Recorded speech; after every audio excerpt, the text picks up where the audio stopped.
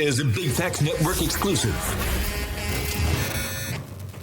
Welcome to the DJ Scream Show. Listen, today I'm going to have a conversation with my partner, my fam, Wallstreet Trapper. You understand what I'm saying? What's up, my brother? What's good, brother? I appreciate your time. Man, I appreciate your time, man. Thank you for letting me be here. It's an honor, privilege. We always kick back and kick it. It's love. Man, you know, when we say the name Wallstreet Trapper, we know that off top, people want to know, man, that's brother could tell me how to get some money in those stocks and everything. But I think it's important to talk about being prepared for your moment, being prepared to make money, to get money, to invest money. So before we get into the money talk, let's talk about some of the things along your journey that prepared you to be successful as the Wallstreet Trapper. Man, I think one, just growing up in the hood, you know, in New Orleans, bro. I think a lot of those principles stuck with me.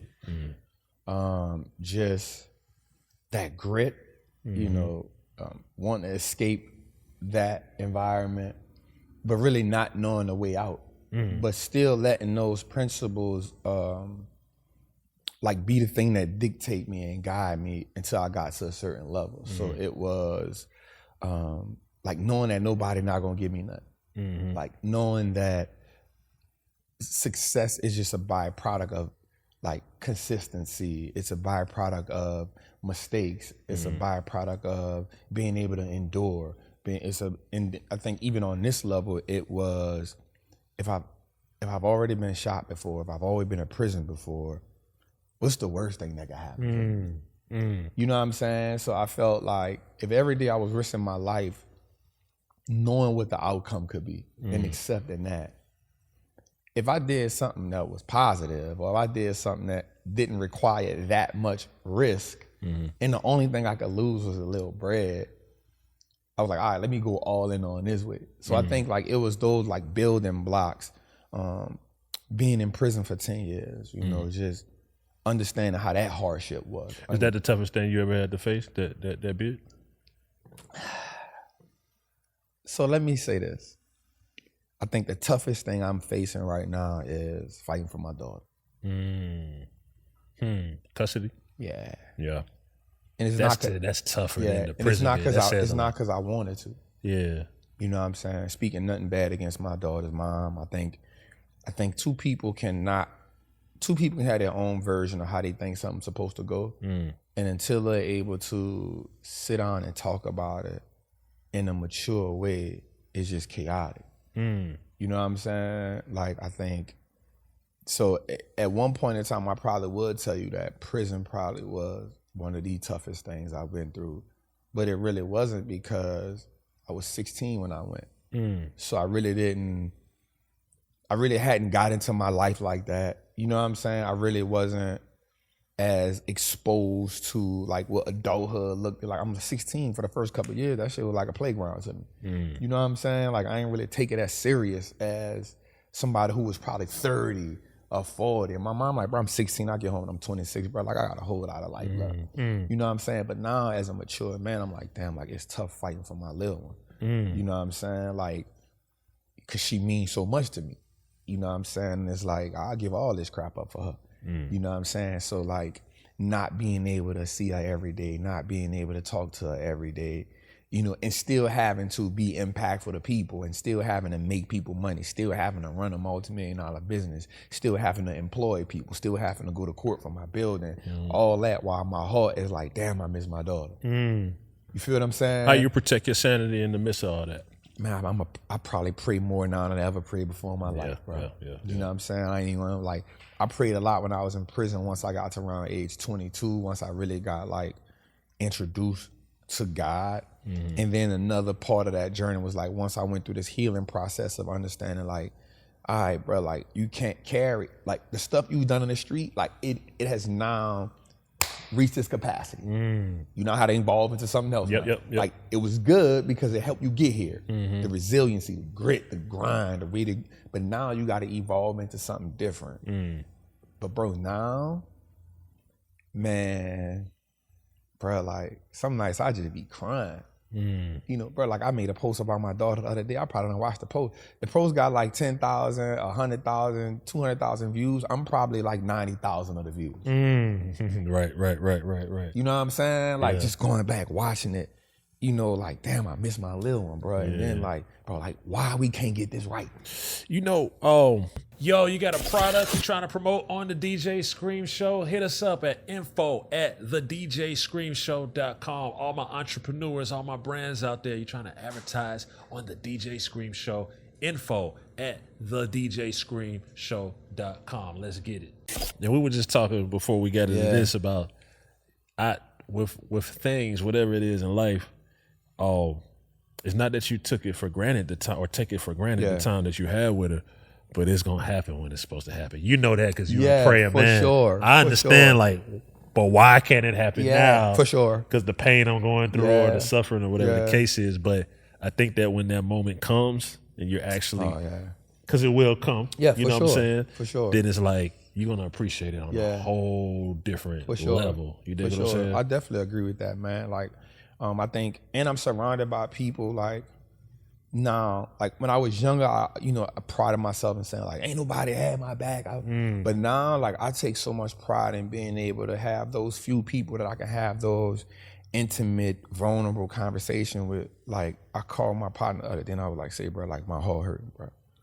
I'm like, bro, like I miss my shorty, dog. You know what I'm saying? Like, you know, we talked on the phone for like an hour. And one of the things we never do is like talk bad about her. Right. You know, her mom's or nothing like that. It's just like, all right, bro, like, talk to me. Tell me how you feel. What's going on? It's gonna be all right. Therapy. Dog. Like, you know what I'm saying? So being able to have people in my corner now that help me emotionally when I want kind of like backtrack, emotionally when I'm in this space where I can't find my footing. You know what I'm saying? And so, and then it becomes, all right, bro, like, you know what, God, like, I trust you.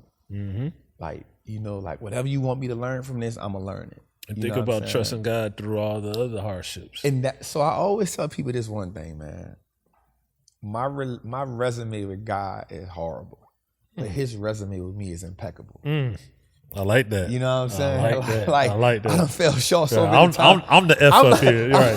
I'm the one messing up. I'm the one messed up. Right. But His resume with me is impeccable because He always, and I always go back to it, getting found not guilty. How many times I done been in real shootouts and, you know, got through that. How many situations where like my life was on the line, or this wasn't supposed to go through, or, you know, going through, you know, I had a situation where I went through something with a pistol on me, not even realizing I had the pistol on me. I could have got jammed up. I'm like, oh shit. You know what I'm saying? So just so many times I can look back and be like, yup, that was you, God. You know what I'm saying? And so I always say that, like, my resume with Him is flawed, but His resume with me is impeccable. That's so when crazy. I look back on that, I'm like, yup, we good. So yeah, man. Do you think that? Do you think you're fully prepared for every blessing that is about to come to you now, with everything you've been through? Do you think you're fully prepared? I don't think we ever fully prepared, because that would be me saying I know what God got in store. You know what I'm saying? I don't think we never fully prepared, but I do know He ain't gonna give me more than I can handle. And I think that's where I need to be at. I'm in that space now where it's like I'm willing to trust blindly. You know what I'm saying? Again, I'm human. I still have my flaws. You know, the word tells us that David chased God. He was a man after God's own heart, but look how flawed David was. You know what I'm saying? So I think that me personally is like, I know what I come from. And I know that the residue of what I come from will always be there. And so the biggest battle for me is not just trusting, but also giving myself permission to move past what I've been through. Because at one point in my life, you know, you use that as a badge of honor. Like, man, I'm going to prison for attempt murder, bro. Like, I'm about that. You know what I'm saying? Oh, I did this and that. Yo, I'm with that. You know what I'm saying? And so when somebody do something it's the wrong way, you like, bro, you know who I am? Like, you know what I'll do to you, dog? Like, you know what I'm really about, family? You know what I'm saying? Don't let this new version get this messed up, bro. And I think now I'm in that stage where I give myself permission to not even use that as the shield to back somebody up. So you saying that even though that version of you, it's inevitable, it's in your DNA somewhere, right? Yes. It's there. Yeah. But in transition, you can say like, all right, like I can go have this conversation with this person without even thinking about that or bringing that up. 100%. That's important. 100%. Because what happens is that was so much, like you said, that was my DNA.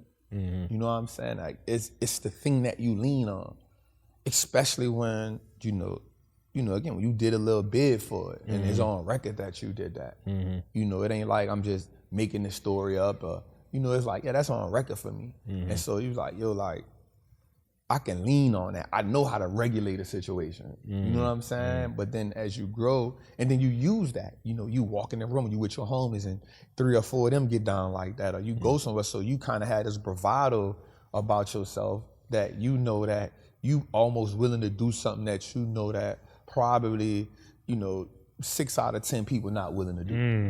You know what I'm saying? Like everybody say they'll do it until it's an opportunity where you present it when it's like, I don't know if I really want to do that. Right. You know what I'm saying? Right. I ain't really built like that. Yeah, you know what I'm saying? yeah. It's easy to talk about it. And so you kind of had this bravado about yourself and you carry that and you've done it a few times and and you've been around and you done, you like, bro, I'm really like that. And so you go into rooms, even if it's legal rooms, you kind of had this tone about yourself where you walk in the room like, yeah, I'm willing to go further than anybody in here. You know what I'm saying? And so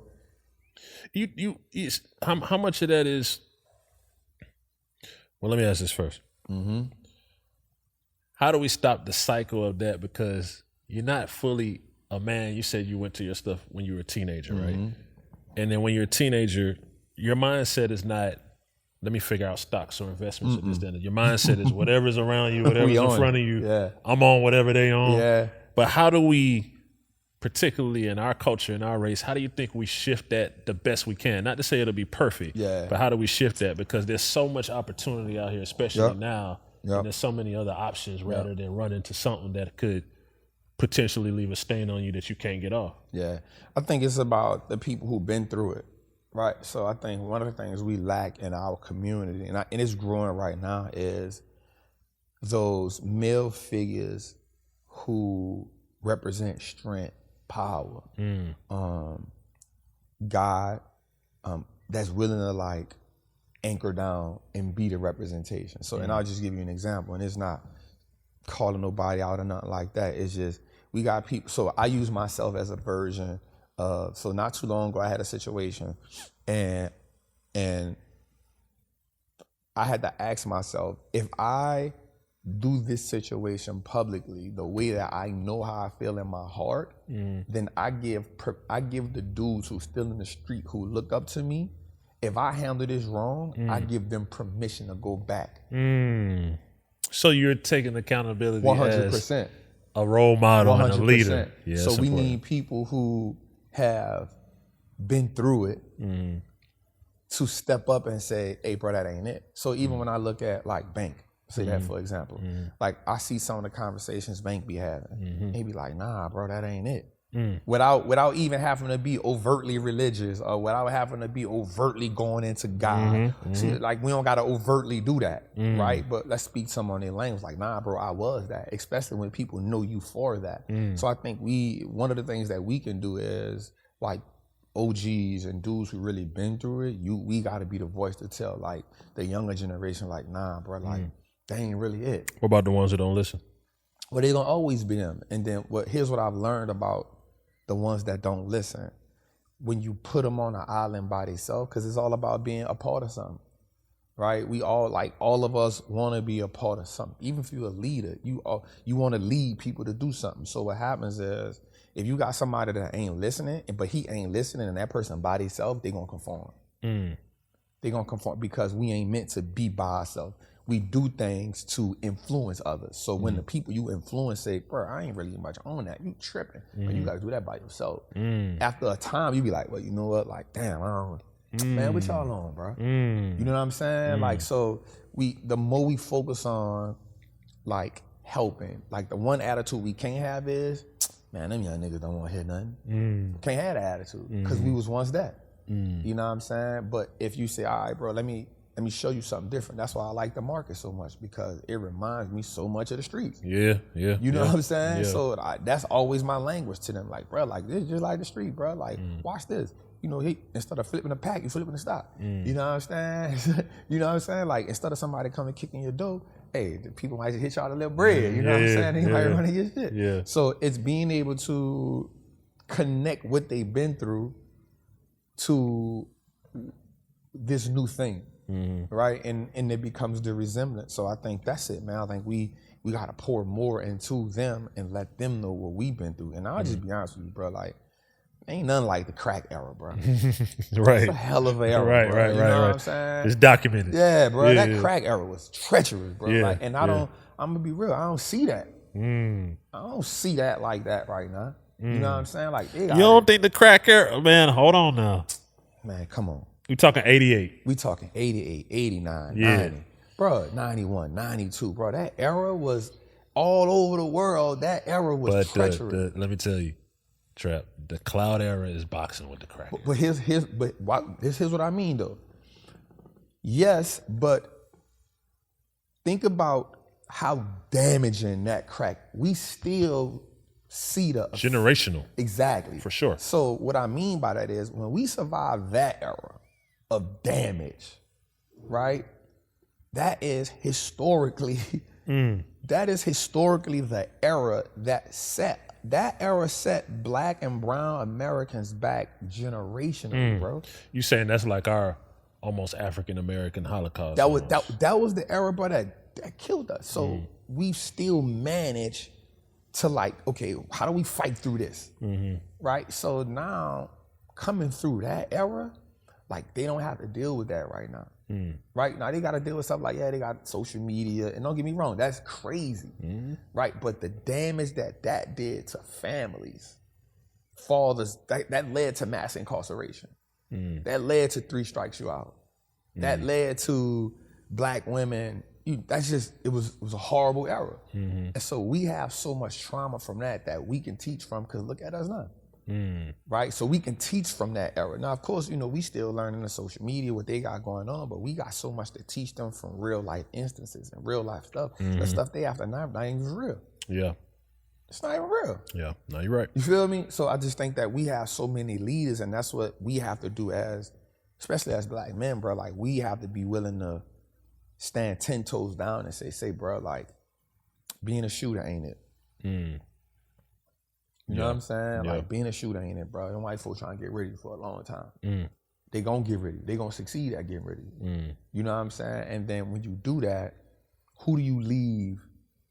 What vacancy do you leave? You know what I'm saying? Like, how do you hurt your mom? How do you hurt? Because it's all just a sense of belonging. You want to belong to something. Yeah, bro. So, and I think, again, I go back to, that's what me personally, I say, I'm not giving you permission on my watch to revert back to the thing you worked so hard to escape from. Why do you think it is? And we won't get too deep into that, but like, with Black people and with success and money, I'm gonna be completely honest. I'm transparent. Come on. I was a little disappointed. There's a moment, and you remember Big Facts. Everybody came, and there's this whole community, and bankers look at me like, they do what? Yeah. Like, he couldn't believe that this was legitimate, this whole thing. Yeah. And then through the process, it seems like there was some division and some things said between whoever, right? We won't get too deep into that. But why do you think that follows us everywhere? Like, it happens with athletes, it happens with rappers, it's happening in financial literacy. Like, why can't we just coexist on a level kind of like how the other shades do without what they call beef? Because now they call it financial literacy beef. And I'm like, that term don't even resonate. It don't even mesh well. Like, you talking about legitimate money with beef? Like, but I'll tell you something, bro. If I'm just being honest with you, it happens in all races. We just don't see it. It seems a little more respectful in the other races. Well, you gotta think about it like this. I can tell you right now that richest man in the world, Elon Musk, is beefing with Sam Altman, the man behind OpenAI. For sure. And he publicly get on TV and tell him, hey, you ain't ish. Right. Happens all the time. For sure. You know what I'm saying? But if they walk past each other, ain't nothing gonna happen. And if we walk past each other, ain't nothing That's true. Happen. I got you. He got too much money, man. Yeah, I got you. He's impacting too many people. They can see each other. Ain't nobody doing nothing on site. Got you. I can promise you that, bro. So so you say it to an extent it's competitive. What happens is it's competitive, but you also realize too that, people get egos, bro. So the one thing I fight all the time is, I learned this from my brother Inky Johnson. He said, ego is edging God out. I like that. I think I heard him say that. Yeah, and one of the things I surround myself with is mentors. So whether it's a TD Jakes, whether it's a Pastor Darius Daniels, whether it's a Eric Thomas, whether it's an Inky Johnson, I surround myself with men who I admire, who can correct me, and I don't blow up behind the correction. I actually submit to it. And so one of the things I fight often is my ego. And I'll say this, one of the dudes, me and one of the guys got into it, and we didn't really get into it because I was trying to, bring it down. But I said something, I was like, bro, y'all really don't want that like that. I come from that. Y'all don't want that. And so my mentor called me and said, I appreciate what you did because you didn't accelerate it. You tried to play it down. But the minute you said, bro, I went to prison for this. Y'all don't want it like that. That was you still. Right. So that ain't the growth we looking for. And I was like, damn, you're right. Yeah. You're right. Yeah. You know what I'm saying? But when I talked to one of the homies, one of the dudes, he said, say, bro, I remember in this era when you said, this, and this, and I felt threatened by that. And I was like, damn, all right. So it was a simple conversation on the phone. Say, bro, let's not do that. So bro told me everything he had, how he felt a certain way. And I was like, say, bro, it wasn't even like that, bro. But realizing that he was holding on to a version of me that led with what I've been through. And he was like, bro, I felt threatened by that because it's on your track record. And so that's what I mean by when you lead. I was leading 21, 20, 20, 22 with the version of me that had been through that, not realizing that now when you say something, bro, that's on your record. So, yep, I'm with that. If I might not be with it at the way you with it, but I'm going to defend myself, and I know your words mean something. And so I think that and again, me and that guy had a conversation, and we were good. It's no big deal. But what happens is when you get black men who come from, that lower middle class, I'll use this as an example. I heard somebody say this one day. It was in an interview with the Senate. They said Joe Biden knew he wasn't supposed to be running for president again. So he put the Democrats in the deficit because they knew he wasn't supposed to run. But there's power in that chair. The minute you go in that Oval Office and you sit in that feel chair, the power. Yeah, it's power. Yeah, it's the highest ranking position in America. So even though my health is declining, I don't want to get this chair. Yeah. Because I'll never get it again. Same thing happens with us, bro. You grow these audiences, you made these people money, and these people start to look at you in a certain way, and then if you don't self-correct all the time, one of my mentors told me this early in the game. He said, don't never let that go to your head because the same people that love you will be the same people that tear you down. Tear you down. Build you up to tear you down. Don't fall in love with that. Keep impact. And I've always held that, so I never let it get to me like that. But everybody don't have that conversation. And so you see that power and having that influence, and then you start having millions of followers, and then you start going places and people just pulling up. It becomes a sense of, I'm that nigga. Right.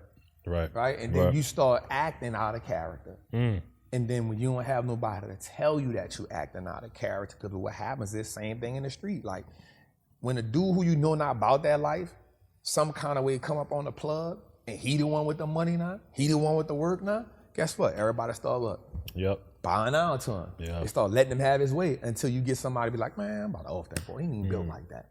But now he surround himself with people that's more yes men. So they not telling him he flawed. They not telling him you making, nah, bro, that ain't the right decision to make. That ain't, don't say that like that, bro. You tripping, bro. And when you don't have that, and a lot of times, and I'm not just speaking on one person, what happens is when we come from a situation where we have that power, influence, or bread, and then you get it, you kind of not letting nobody tell you that. And then what happens is you start speaking to the people you often used to look up to. So now the rappers starting to, man, they coming to you like, bro, turn me on. You get the football player like, hey, bro, turn me on. Then on top of it, you get one or two popular females done.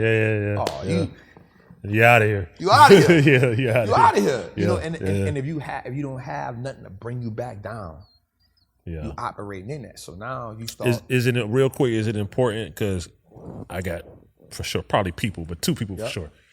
Is it important to have a person or 2 that will bring you? Not we won't say the word down, no, but that will be your gravity. 100%. That's why I surround myself with people like T.D. Jakes, Darius Daniels, Eric Thomas, Inky Johnson, Toby Weewitt. That's good people. Toby, CJ. Like, I surround myself with people that can be like, that ain't it. That ain't it, right? You know what I'm saying? We constantly having conversations that keeps me grounded and level-headed enough to know, even some of my homies from the street, you know what I'm saying, that has watched me grow. We have such a dope respect where they'll be like, even if I go home sometime, they be like, hey, we getting into it around here, bro. Don't pull up. All right, bet. I'm gonna come pull up on you, see what's happening with you, holler at you, I love you, keep it up, but we active. I'm not saying, nah, bro, y'all need, I'm respecting it because I understand. Right. But even still having conversation with them, you know, it'd be like, boy, I see you, boy. I don't, like, they called me one time, they're like, hey, boy, I like how you handle that, boy. That made me check myself a couple times, bro. So it's important that we have people like that around us as men, as we growing. That's why even the word says that, you know, you're supposed to have wise counsel, bro. And wise counsel is people and men and women, but men for sure, because we take, it matters to us what other men say about us. Yeah. No matter how we might don't really trip too much about what women say about us. And I'm not saying this and no, this is being wife real. or our mama. Yeah. But we care what other men say about us. You know what I'm saying? And that's just real talk. Like it matters to me how my mentors look at me. I think there are some people that are fully closer to, I feel like that's freedom when you just really don't. I don't think my partner Bank care at all. He's free. He's Bank free. Different. Yeah, he's free. He's free. You know what I'm saying? But it took him a minute to get It took there. a minute, and I learned from him and other people. Like, I'm about maybe 90-some%. Yeah. It's still It's something still a that little could be bit. in them comments that'll Man, what? change the trajectory of For my sure. day. You know what I'm saying? For sure. And it takes time. And I'm not saying it like I care what everybody says. For sure. But there's people in your circle, it matters to you that you are walking authentically in. Facts. You know what I'm saying? And so you want that. You want them to be like, hey, bro, like, what you was on right there? Ah, man, yeah, that wasn't it right there. Yeah. But like you say, all of us look at Bank like the OG. My first comment to Bank, I'd be like, say OG. Yeah. You know what I'm saying? Because I remember, and this real talk, I remember 2013, 2014, I had just come to the A for a Saints Atlanta game, 2012. And I remember not knowing who Bank was, but I remember this picture so well. Bank put a video up on Instagram. He was sitting on the floor. Yeah. Pile of money behind his head. And he said, you niggas ain't really getting no money. And he just was laughing. I was like, who that black ass is like that? And I started following him for that. Yeah. So watching his evolution, watching him, I remember he did the video. He on the garbage truck with Future now. Yeah. Right? He the OG. So watch this. Watching him evolve gives people who looking up to him permission to evolve. I like that. I like that. You feel me? I like that. You watch him evolve. Let's talk about evolving and transition, though, in that first day. Let's talk about that first day. One transition day for me, I started the market in 2020. Yeah. I said, I had all these contracts and was about to tour, and I counted the money. And no. You know what I'm saying? So I just sat down, and my wife was like, oh, he's thinking. He's being really quiet for days at a time. We ain't had nothing to do but be quiet. Yeah. So I said, outside of the podcast journey, we're going to figure that out. I sold a lot of J's. I'm a sneakerhead. I saw all my video game stuff. All of it. Cold turkey. My partner's like, what you on? I said, man, I'm finna go into this market. Yeah. Like, what market? Stock market. Yeah. Stock market, boy, you don't know nothing about no stock market, right? Yeah. So I didn't get guidance or anything like that. Like I just literally jumped in. Gotta lose your bread. I'm day trading. I'm horrible at this. Options, everything. I'm just losing money. I'm like, maybe this was stupid. I should have just kept playing Madden, right? But nothing like hands-on, just learning. I learn what works for me, because it's like, I'm too anxious to sit here all day and watch the candles and I can't do all that. So I'm more of a long investor. But I say that just to say, there's a lot of anxiety and uncertainty with that first day. Because I'm like, man, I don't got rid of some of my Jordans that I cherish. They're material items. I can maybe get them back if this works, right? But I took that leap of faith. What was that day for you? That day where it's like, you feel uncomfortable. You may have faith. You may feel good, but you feel uncomfortable because you're going from what you know and what's comfortable to you to a complete unknown. It was the day that I quit my job and I told God, I vow not to go back to the street no matter what. That was a real moment for me because even when you get out the streets, you still know how, if you need a quick bag, like I can make it like 5, get a 10, phone right call. Quick. Yeah, like I'm always like, my name, my reputation was good with the people who I was good with. So if I needed to make a move here and there, if I need a quick 5, 10, 15, 20 piece, I know how to go get that. And it was no problem. But this is why the situation of my daughter is so dire to me, is because I grew up without my father. Never knew him. And there were moments in my life where I truly would ask myself, damn, bro, like, why you ain't never show up for me, bro? You know what I'm saying? Or there were moments in myself I'd be like, dang, like, wasn't I worth fighting for? You know what I'm saying? Never would say it out loud, never would have voiced that. But there's moments, you know, it may be like I'm driving in a car, like, damn, I really don't know my daddy. Or you doing something, you like, damn, this ain't my mama in me. This gotta be my daddy in me. But I don't even know that nigga to ask him. You know what I'm saying? So when I had my little one, you know, bro, there wasn't anything from the moment I pulled her out. There wasn't anything immediately in my life that was not worth me changing for her. Right. It wasn't nothing I wasn't willing to risk for her. But I also said to myself, she deserves me to be here.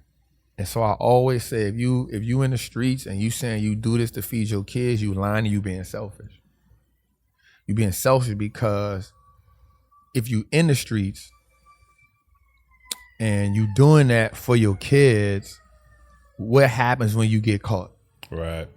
Because you know that's the possibility. Right. Or worse. Or worse. Now, so you saying you died for them? You lying. You did it for yourself because you wasn't willing to endure whatever hardship was necessary for you to stay in their life. What about, and this is just devil's advocate, what about, and we've all seen this in communities, hoods, whatever you want to call it. I know people who, it was different, like you say, in the 90s. Yeah, man. But I know people who navigated it, man. Yeah. They made it through. Yeah. But you know, what's the odds, though? The odds aren't good, though. That's what I'm saying. Like, and everybody think that they are the exception to the rule when you're not. And so I said all that to say, you know, once I had my daughter, man, I was like, damn, like I never wanna not be there for her. Because I remembered this one moment in prison where two of my partners, and they slept on side of me. One of them had 240 and one of them had 25.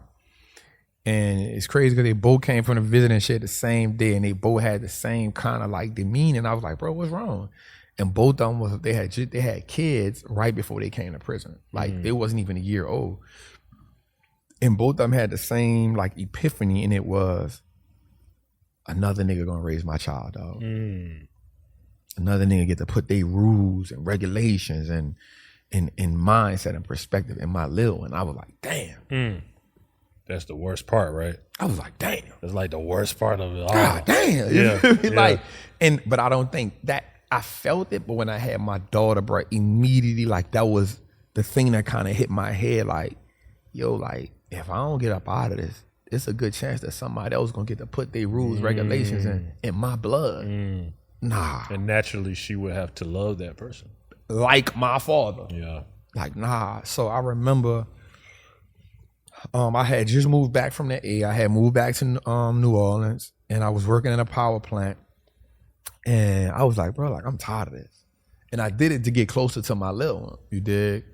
And so I remember just like one day I went to work and they wanted me to shave my beard. And I'm like, man, I ain't shaving my beard, man. Y'all tripping, man. But at this time, I'm like locked in on the market. It's like 2014, 2015, bro. Like I'm super locked in, bro. I'm lying. This is like 2018, because I had moved back to New Orleans. This is like 2018. I moved back in like 2017. I moved back. So it's like 2018, 2019, right before the pandemic, bro.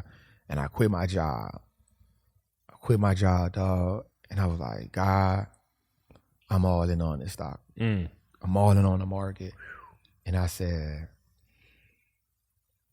I vow not to never go back to the street. No matter how tough this get. Because now I'm back in New Orleans. Yeah. I'm like, I ain't going back to the street. And bro, like that was so uncomfortable for me. And this is a real contract. See, that you can have record contracts, but that contract with God different. No, that's because if you violate it, you're gonna lose everything. It's on. Yeah. It's on. And so I was like, all right, like I ain't gonna, and I remember moving. Then I didn't even move into a house. I moved with my auntie and slept on a sofa. So I had done gave up everything. You know what I'm saying? And so I remember calling my daughter mama, and that's why like my relation, I don't understand the space we in now, because I remember calling her being like, hey, check this out. You know, at the time I was giving her like $200 a week. You know, my daughter young, she probably was like 2 years old or something. And I remember paying for the nursery. I remember calling her and be like, look, I probably can't give you the $200 a week no more, but I can still pay for the nursery. You know what I'm saying? I was like, man, just give me like 6 months. I quit the job. I'm not going back. And she was just like, man, say less. I got you. It's good. You know what I'm saying? And so I was like, all right, somebody believe in me. Right. And so I was just like, all right, I'm all in. But that was kind of like, I'm not gonna lie, but that was like a real tough moment, because I'm making a vow to quit this job that's bringing me $2,500 a week, not a month, because I was working in power plants, working 6-7 days a week. And I'm like, all right, I gave that up. And if shit get real, I ain't going back to the street. Right. I already signed that contract. And I'm sleeping on my auntie sofa. Yeah.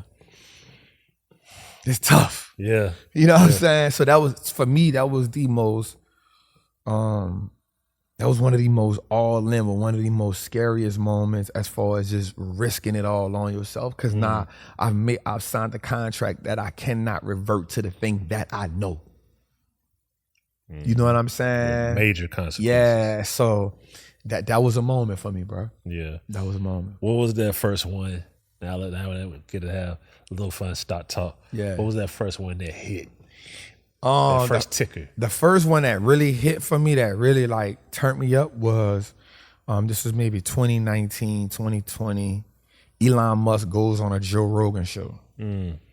I had just started like dabbling like in the options market. You know what I'm saying? And he goes on a Joe Rogan show and he's smoking weed. Yeah, I remember that. Yeah.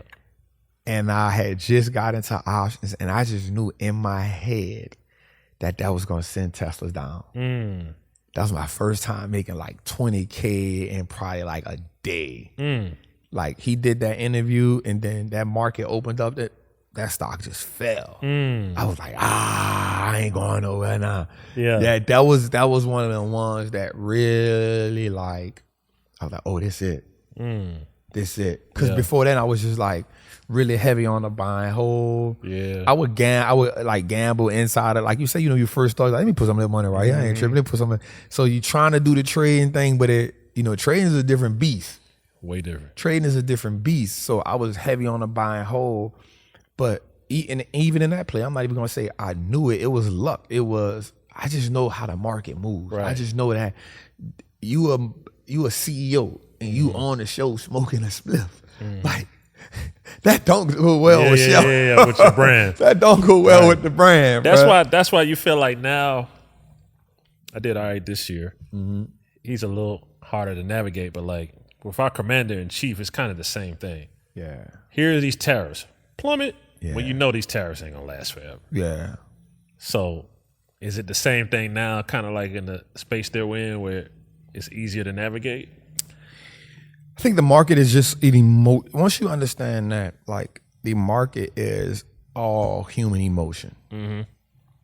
That's what it is, bro. It's all human emotion. You're always navigating between fear and greed.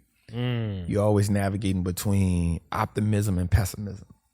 Always. So the market typically will, I mean, it's deeper than that, but at the base, that's what it is. So when the economy is doing good or when there's good news about something, the market probably gonna run. Right. When there's any type of uncertainty or like the shutdown. Yeah, the shutdown's uncertainty. So, the market kind of gonna go sideways or go down. And so,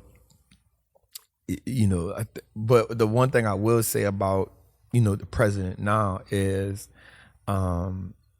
he knows how to make the market move how he want, when he want. And I don't think we ever experienced a president that does something like that. You know what I'm saying? Like Joe Biden didn't do it. The Bushes didn't do it. Obama didn't do it. Those are the presidents in our lifetime. Clinton didn't do it. Right. You dealing with somebody who's so-called a businessman. Right. And he understands the power of the market. And so, when he says stuff like buy stocks now, stock market runs. He knows when enough is enough. And, whether you like it or not, I'm not here to say what to do. I'm just here to say, like, pay attention to him.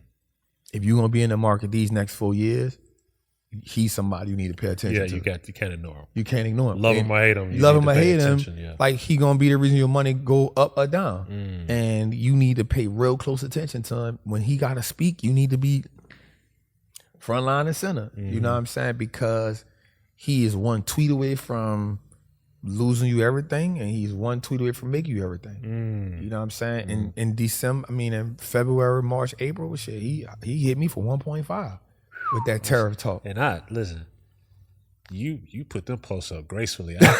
I was hurt. I was like, well, Trap, you listen, Trap. Somebody need to do a mental health check. Yeah. Bro. Because, again, I love the market so much, Green.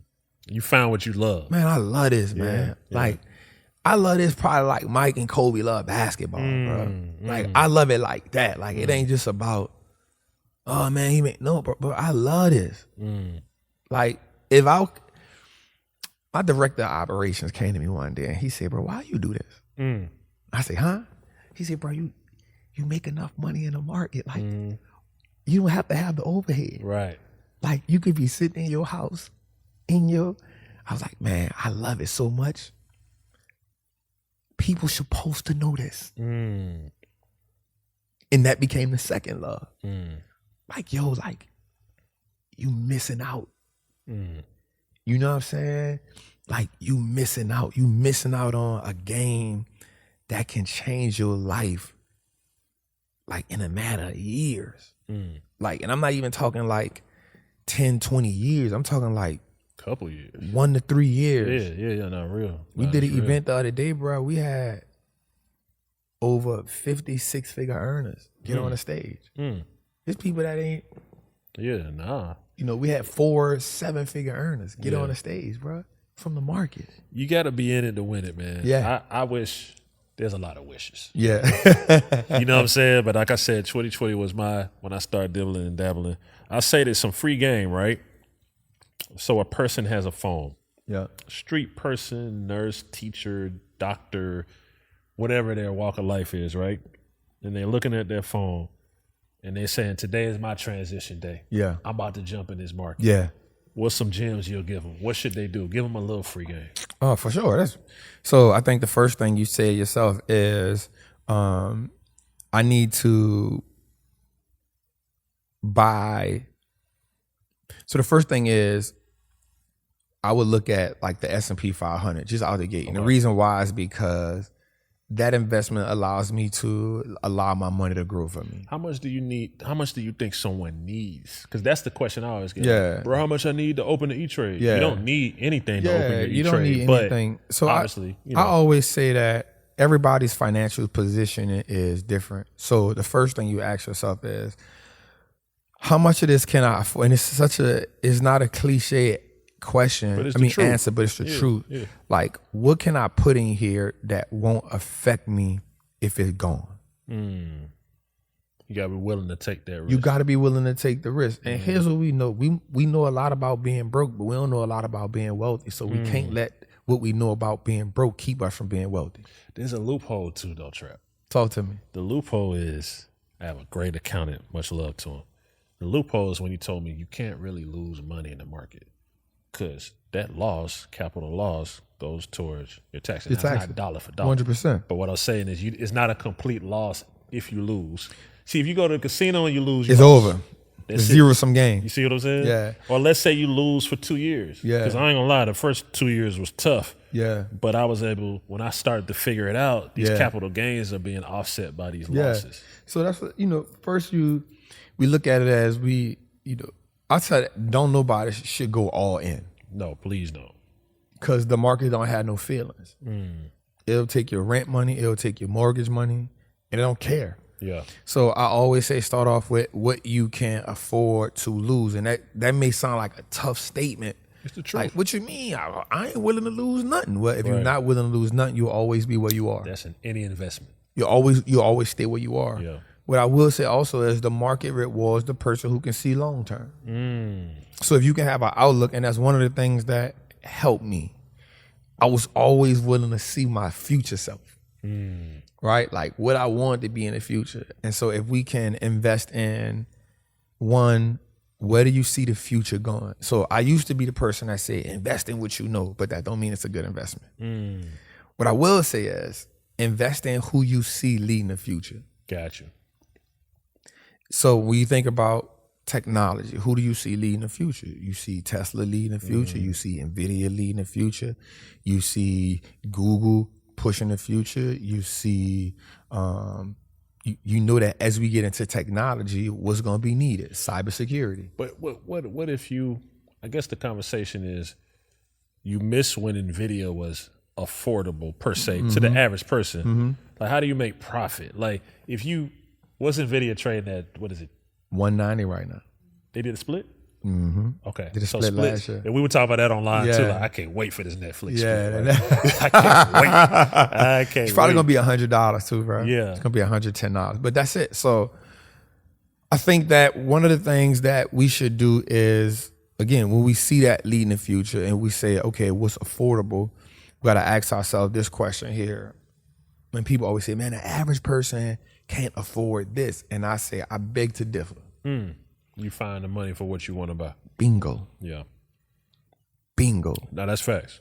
I look at designer that way. Yeah. Nothing wrong with design. Nothing. Not knocking nobody. Nothing. But I look at it like, man, that's 50 shares of Google right Bro, there. I got some Hokers on right now. Yeah. You know what I'm saying? I'm just saying, I look at it different. That was my thing with those Jordan. Don't get me wrong. Jordans was a good play too. 100%. Got Jordans I paid $200 for that's a band or more or whatever, which is a good play over. You know what I mean?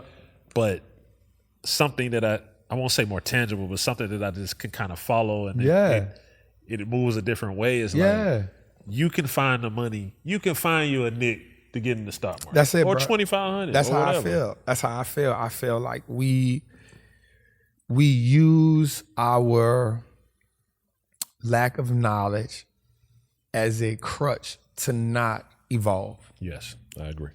Right? And so be like, man, the average person can't afford, but the average person, go look at their DoorDash bill. Go look at the credit card bill. Go look at how many things they have that they shouldn't have.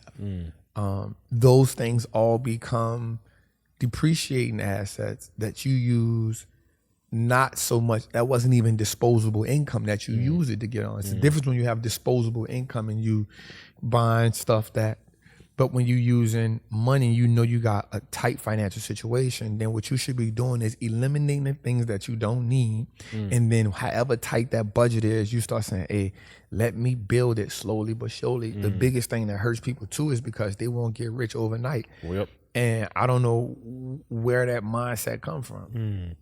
Right? I don't. Because even if you a hustler in the street, you don't get rich overnight. Right. You know what I'm saying? Like, there's nothing that happens overnight. You got to be willing to play the game.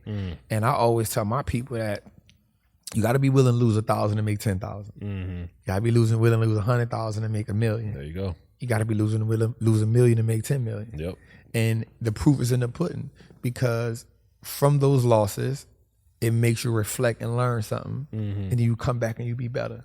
So even when I look at hedge fund managers who I admire in the game, they've had like $400 million losses, $1 billion losses, and they come back and they dominate. You know what I'm saying? So my mindset behind it is, me being from the street, is like, all right, has somebody ever hit my stash before? 100%. I got robbed before. 100%. Have the police ever made me swallow some crack before? Hell yeah. Have I had to throw something to run? Yeah. Have I had to get lawyer money? That's all money I don't get back. That's a loss. Yeah. You feel what I'm saying? So why would I look at losing some bread in the market any different than I look at that? You know what I'm saying? And so that was always my trigger for, oh, this is how the game go. And so because I always related it to that, so if we can learn how to look at what's moving the future, what's moving America forward, where are we going, whether China take over, whether whoever country becomes the #1 country, it still don't mean that America ain't gonna still move forward. Right? It don't matter. Right? So stop letting the headlines, well, we're gonna have a market crash. Cool. You get to get the same stock that was super expensive for a dirt cheap ass price.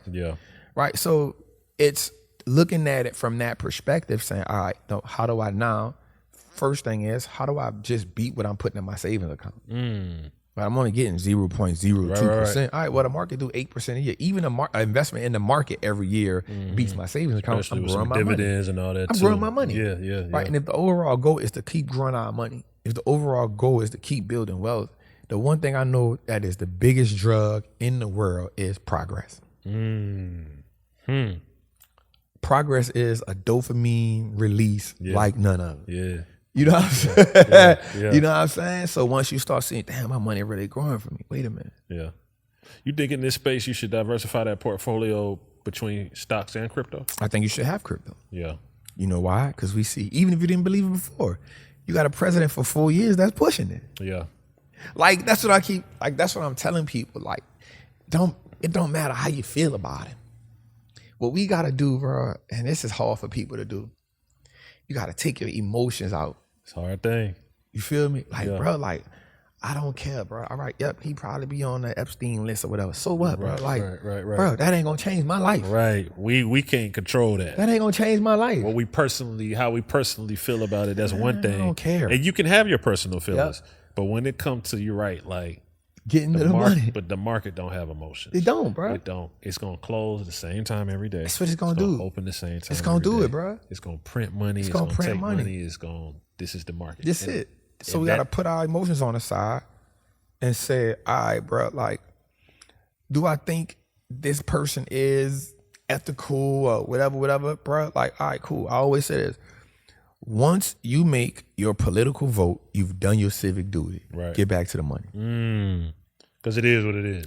You made your vote. You stated, you voted how you felt. Cool. Get back to the money. You know what I'm saying? Get back, because at the end of the day, they taking care of their family. You see he putting his family in position. His youngest son right now, we're 150 million. I said it on my show. I was like, bro, he don't know nothing about crypto. That's his kid telling him about crypto. And it comes out, his youngest son telling him about crypto. He's at it. Right? So if his youngest son telling him about crypto, all he doing, if he going that heavy in it, what that mean to us? He's an 80-year-old man. That mean he putting his family in position. Why we ain't doing it? Man, you know what I did? I think about it now in like 2000, I don't know, it had to be 2000, way back 10 or something. My first little paper I put in the stock market, I got scammed by a slick hair having suit wearing, what you call stockbroker. You think people should stay away from stockbrokers? Well, are there some good stockbrokers out there? I think that we in an era where education allows you to take full control of your financial future. Got you. Right? I think that before we lived in the era where we had to trust the people with the suits and with the tie because we assumed that they knew more than us. Right. But the internet has changed that game. You know, I remember coming up, I walked in somebody's house and they had the whole Encyclopedia Britannica set. I was like, oh, y'all got money. You know what I'm saying? But now that shit is right in our hand. Right? And so we have access to so much information. The problem with that is now we don't have the attention to sit down and read a book. We don't have there's so much going on. We addicted to shorts and TikTok. That's it. Yeah. That's it. So now we looking. Do you miss necessary information? Because like, let's say the shorts or the TikTok says, go buy this. I don't listen to that. But there's still more to go by this. Like, I lost a lot of money not understanding how to set limits. Yeah. When it can get rid of this stock if it reaches here, it can get rid of this stock, like setting those stop losses and all that type of stuff. Like, do you think that short information, especially in the market, can hurt people? I think that there are a lot of people that put out a lot of good information. I just think that when you get the information, give yourself more context. Okay. Right. Do your due diligence. Do your due diligence. So I don't, and maybe it's just me being naive, but I don't think people intentionally put bad information about the market out there. Got you. I think what happens is everybody has a perspective on what they see. Somebody right now is saying, yo, it's a bear market about to happen. And they're going to have facts that they found that validate what they saying. And there's me like, bro, we about to run up. Right. We going to 7,000 in a year. Right. And I can give some facts that validate what I'm saying. But at the end of the day, the market going to do what the market want to do. Yeah. And so and it's just me personally, I don't think that anybody with a community that is talking about stocks is intentionally giving bad information. I think they give information based on what they studied. And sometimes we don't study the opposite side of it. I always study the opposite side. And when we put that out there and it don't go the right way, the community say, you don't know what the hell you talking about. You know what I'm saying? But I just think that people should take anybody's information who you listen to and then go get some more context. Yeah. You know what I'm saying? And I think that goes to me saying that people are taking a 60-second clip and they running with it. They putting a house on it. Yeah. Trap said do this. I said don't do that. this, bro. Right. Go research. You know what I'm saying? Even if Trap said, go do some research. He's willing to take the loss. And that's another thing I tell people, like, probably 90% of the stuff that I talk to people about, like, my money in it. So it don't just be I think it's like, yo, and I show it every week on my show. Wins, losses, I done been in times where, you look at the screen, every play I'm in from a trade is red. You're gonna think shit $100, $200, $500, $300. Like, God damn, Charlie, you know what the hell you doing? You know what I'm saying? Then you come on that thing the next week or 2 weeks, you like everything green. Yeah. You know what I'm saying? It's the market. It's the market, bro. Yeah. Like, and that's why I said, like, one of my uniquenesses was I was willing to show people the loss. I was willing to show people, yep, I'm down. The market hit me for $1.5 million. And here we are today. I've recouped that. It took me 6 months to trade to get it back, from April to October to get it back. But I got it back. Now we in the green. I'm trying to end a year up a half of M. Yeah. That's a big win for me. I think that's why a lot of people rock with you, that transparency. Yeah. It's easy just to report all the wins and make it look like the market ain't. Yeah. The market can be brutal. You know what I'm saying? Yeah, people kill themselves behind this thing. Yes. Bro, that market will put pressure on you, bro. Yeah. It'll put pressure on you, bro. Yeah. There's nothing like financial, psychological pressure, bro. Right. You know what I'm saying? Because we know what we work for to get that bread. You know what I'm saying? You know the work you had to put in. So when you see the market putting that pressure on you in a situation like, bro, like, that was my limit. Like, that market hit 1.5. I was like, all right, bro, that's my limit. Shit, I got to take this loss. Yeah. You know what I'm saying? And 3 days later, turned around. Went on a 6-month run. Got to stay down. If I would have stayed down, like, I would have never even took the L. It would just been a paper loss. Yeah. 3 days later, 3 days after I pressed the sell button, I'm like, all right, that's my limit. Yeah. But I would have had to probably go down to about 1.7. Right? Yeah. But in 6 months, it went straight up. So I probably would have recouped that in 90 days. Yeah. But it took me 6.5 months because I had to take that loss, not put no new money in my account, and trade from where I was. So you get it back in 6 months. Scratch back. You get it back. That's the beautiful thing. Like you said, that's got to be a certain type of dopamine. Oh. You know what I'm saying? Like I shook back. Oh, I called my cousin crying. Yeah. The day I went green, I said, God, I did it. He said, what? I said, I'm finally green. Yeah. I said, boy, them niggas can't tell me nothing. Yeah, you're right. Exactly. Then your ego came. Like, nigga. But you know, that's what this game is, man. And you love it. Yeah.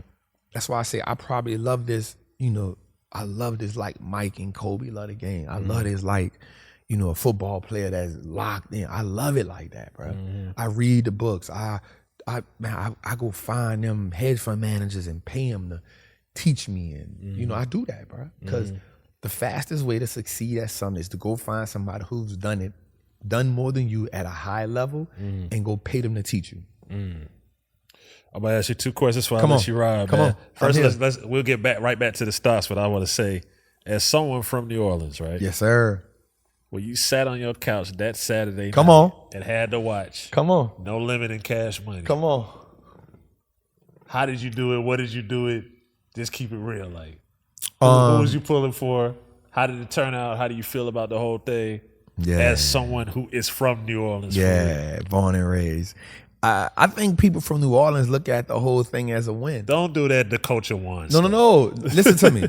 I'm being honest with you, and it ain't even about. I'm not even saying a culture one. I'm saying New Orleans won for sure. You feel me? Like, New Orleans won. And the reason why I'm gonna say is because we've been wanting that for years. Forever. Yeah. Downfall.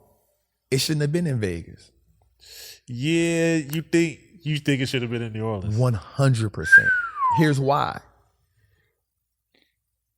When you look at the crowd in Vegas, they didn't understand how epic that was. I agree with that. Yeah. Because you had people from all over the world. Yeah, I agree with that. You do that in New Orleans, you probably don't have room for nobody else. Yeah. Because first of all, everybody in New Orleans is going to be there. And then everybody who from New Orleans, who live out of New Orleans is going to come back. You know why? And here's why. Because there's an era where Master P really like put us on the map. Ice Cream Man. I'm in the chat like saying what song about to come next. I'm like, the Ice Cream Man about to come. Yeah. Because you know, like when they drop something, you know what he can combat that with. Yeah. Like when they drop, I Need a High Ground, I'm like, oh, yep, Mac gonna come with him and, you know, you ain't gotta say too much. I was like, they like, damn, Trap, how you know that? Yeah. Cause like you understand that. So when Baby say, I started this stunt, I'm like, oh, P about to hit him with either I'm about it or I'm like, yep, and he drops it. Like, cause you understand where you were in that era. That's real. That's real. You know what I'm saying? And so you knew that. And then for the Cash Money, you like, ooh. I remember saying in the chat, like, man, if BG drop, Uptown got you catching up the guard quicker. I got a t-shirt waiting on you. I said, if he dropped that, I'm going crazy. Right. You know what I'm saying? Because you just understand where you were in those times. So for me, I'm not even saying the culture one. I'm saying like New Orleans really won that. Yeah. Now, we talking about the whole thing, I think P them got it. I think P won because when you look at a versus, not just song for song, you look at it as like who performs. And you think about it like, everybody for No Limit got on a Camouflage. Everybody hype. Everybody, and you know, Cash Money you still dealing with. And don't get me wrong, I love Cash Money. That's my guy. Shout out to my guy Cito. You know what I'm saying? I love him, but you can tell like that was a family, and that's what showed up. Yeah, you know what I'm saying? Like P was methodical. P was it's kind of like he baited Birdman in to do certain things. You know what I'm saying? And so I think that. I'm in my house. I had just came back from Vegas the day before, and I didn't stay. I didn't stay only because I was like, man, this shit should have been in New Orleans. Don't get me wrong, I love it. Shout out to Tim, shout out to Swiss, I love it. Yeah. But I think it should have been New Orleans. And then when you think about Juvie, like when you hear Juvie, I said to myself, bro, like Juvie by himself can just go toe to toe. He got that many bangers. Yeah, for real. You know what I'm saying? Like, and so I think that was huge, bro. I love it. I wish it would have been in New Orleans, but I won't take it for granted. Right. I just think that was a powerful moment It's because great that it happened. it happened because we've been wanting to see that. And I'm gonna tell you, I love Birdman. I love him because he became successful doing it his way. And you gotta respect that. Yeah. I love Master P because he became successful at doing it. There's nothing like seeing somebody become successful and they say, I did it my way. Facts. I did it my way. Nah, we don't always do the right thing coming up because we learn. Me and you sat here and talked about the mistakes that we making with these buildings, right? Bro, you put a young nigga from the street, you put 30 million in his lap, bro. He ain't gonna know what to do. Right. You know what I'm saying? Right. Something's going to. You gonna make a lot of money mistakes, bro. Yeah. A lot of them, bro. Yeah. You gonna make a lot of them. So, you know, I'm never the judge. Which went right or wrong. I love that New Orleans got to see that. Yeah, for sure. For sure. 2026 Trap. Come on. How are we gonna get some money? People like us. Me, you, but the people in our communities that follow us, man. Yeah, man. Give us some game. I think that we need to take, and this just being real, so it's 3 things you need to do, man. And I'm gonna tell you the same thing. These are principles that will not die, but only get better. One, we see that AI is 100% taking jobs, bro. And no matter how they sugarcoat it, no matter how they say, no, they're gonna create jobs. No, they're gonna take jobs. And a lot of them jobs, they never coming back. We see these big companies firing in the tranches. And so you need to do 2 things in my perspective. One, you need to learn how to get in the stock market because that's how you're going to generate cash and you can protect your cash. Right. You definitely need to buy crypto. I would just say Bitcoin and Ethereum because that's long-term plays. You need to learn how to start some kind of business. For sure. Something, bro. Selling apples, oranges, whatever it baking is. cakes. Whatever it is. Yeah. You got to learn how to sell something because the world is not running short on consumers. Even the people who get in the AI jobs, they gonna want to buy something. Yep. And so I would implore, like almost begging you to do those 3 things. And then later on, once you start getting money, you get into real estate to offset taxes. Right. So I think you need to start with stocks and crypto because those are easy. You know, for sure. I think you should learn how to trade, but stocks and crypto, and then you should learn how to sell something, bro. We live in a world, you know, TikTok is the new QVC. Yeah. You know what I'm saying? People making millions of dollars on TikTok shop. People making a lot of money on Instagram. People making a lot of money on social media, man. You should start your YouTube because that's the easiest way to build an audience. Out of all platforms, I think YouTube is the easiest way to build an audience because it caters to long form content. It caters to people sitting down, watching you for 10, 15, 20 minutes. Yeah. So you don't got to be in a rush to be like, oh man, this video is not going viral. For YouTube, it's strictly consistently posting content. Yep. Consistently posting it. And I think, and it's easy. And the cheat code to getting money on YouTube is once you start your page, go live as much as you can because you have to have 1,000 followers, subscribers, and 4,000 watch hours. The easiest way to get the watch hours is by going live. Yep. You know what I'm saying? And you're a partner, you monetize. Yeah, and then once you get the monetization there, you go. So I think that's it, man. And then now we got the streaming world with Twitch. Yep. Right? So there's so many different ways, pockets. People want to, we live in a generation, we live in an era right now where people want to see inside other people's lives. So I think doing stuff like that allows you to generate income because AI is taking them jobs, man, and they not coming back. Yeah. That's what I got for you. Real game from Wall Street. Thank you, man. You know Appreciate what I'm saying? you, boss. We definitely got to do this again. Always, Any anytime. final words for the people? Man, you know, if you're allowed on the feeds, you give them permission to starve you. I said that before. I'm going to lean on that, bro. And I think we in this, you got to take full control of how you eat. We see that, man. They had a whole government shutdown 40-something days, bro. We did a drive for it here called Freedom Eats where people could just come drop off so we can give food to people, bro. Like, you know, people, and you know, as much as people gonna say they care about you and they doing this for this person, they doing it for that person, bro. Nobody don't care about you and your family like you. Facts. So if you allow them to feed you, you give them permission to starve you, man. Don't give nobody that permission, man. Take full control of your finances and take control of how you and your people put food on the table. There it is, man. Wallstreet Trapper on the DJ Scream Show, man. Until next time, man, y'all be safe out there. Salute. This is a Big Facts Network exclusive.